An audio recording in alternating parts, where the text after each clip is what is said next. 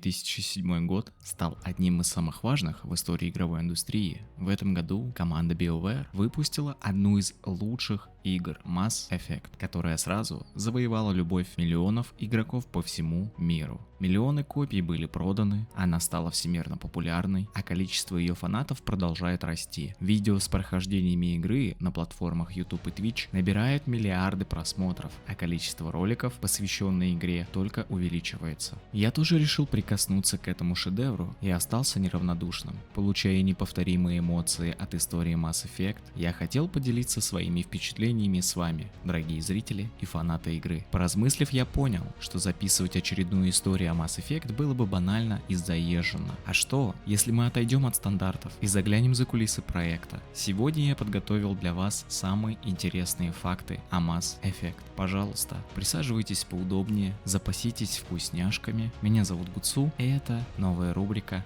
Facts. Наверняка вы знакомы с народной мудростью.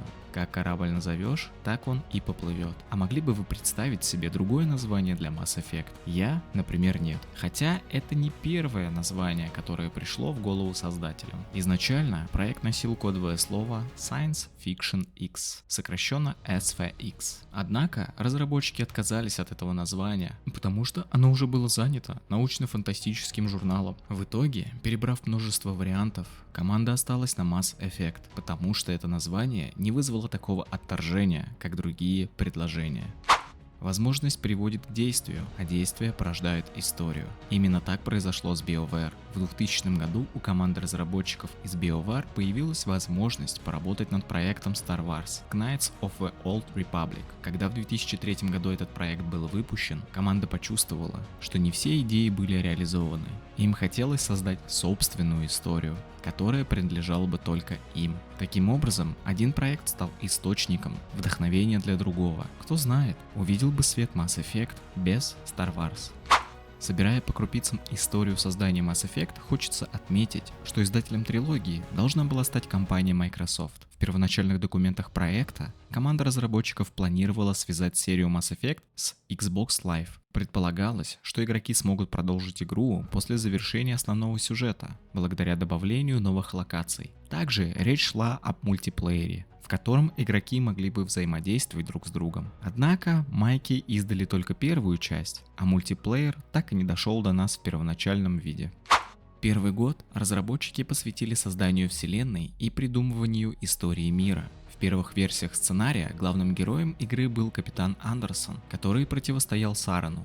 В свое время Саран был генералом армии пришельцев. Он стремился найти таинственные технологии, чтобы с их помощью подчинить себе все живое. Удивительно, что первой расой, придуманной разработчиками, стали Кроганы. К сожалению, бюджет игры был ограничен, поэтому разработчики не смогли создать мужские и женские особи разных рас. Поэтому, чтобы разнообразить пришельцев, им пришлось создать отдельную расу Азари, состоящую только из женщин.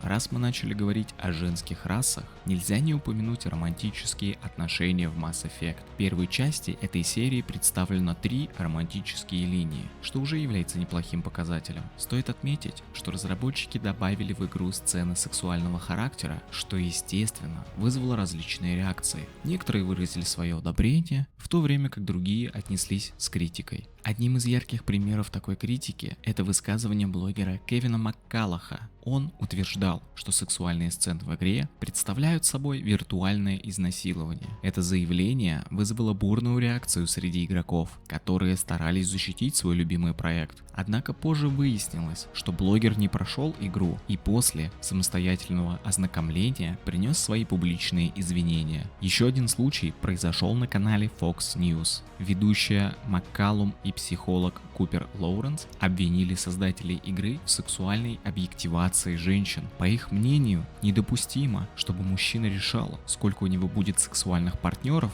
а девушки в игре были представлены как объекты для удовлетворения сексуальных потребностей. Как и в первом случае, критика была основана на слухах, что позже привело к еще одним извинениям. А теперь затронем еще один интересный случай. Внешностью Шепарда стал образ голландского актера и модели Марка Марка Вандерло. Несмотря на всю популярность франшизы, актер не испытывал положительных эмоций к своей роли в проекте и всегда старался избегать участия в фанатских встречах. Вот такой забавный парадокс. Однако ни скандалы, ни недовольство некоторых сторон не помешали игре стать хитом. Игроки и критики высоко оценили проект, выставив ему среднюю оценку 91 балл. Копии игры раскупались как горячие пирожки. В первые дни было продано 473 тысячи копий, а через 3 недели продажи составили около миллиона. Спустя 6 недель было продано уже 1,6 миллиона копий. Mass Effect стал признанным хитом, и команда разработчиков уже готовилась к созданию продолжения. Вот такие интересные факты я нашел и поделился с вами, уважаемые зрители. Если у вас есть что добавить, буду рад прочитать это в комментариях. Спасибо за внимание, всех обнял, приподнял.